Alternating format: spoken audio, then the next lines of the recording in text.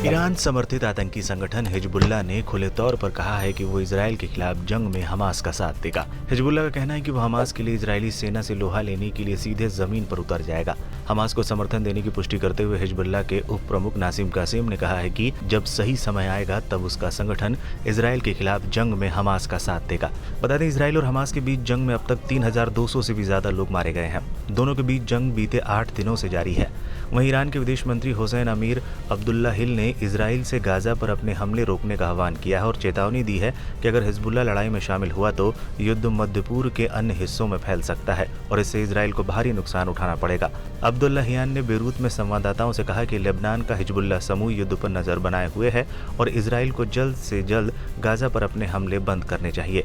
Israel Hezbollah को सबसे गंभीर आसन खतरा मानता है।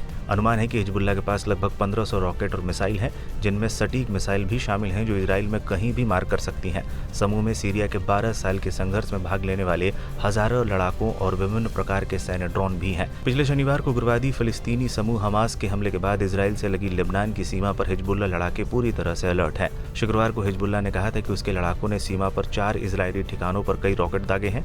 अब्दुल्लाहियान ने कहा है कि उन्होंने हिजबुल्लाह नेता सैयद हसन नसरुल्लाह से मुलाकात की है, जिन्होंने उन्हें लेबनान में समूह की स्थितियों के बारे में जानकारी दी है। उन्होंने कहा है कि हिजबुल्लाह द्वारा प्रतिरोध में उठाया गया कोई भी कदम इजराइल में जबरदस्त तबाही मचाएगा।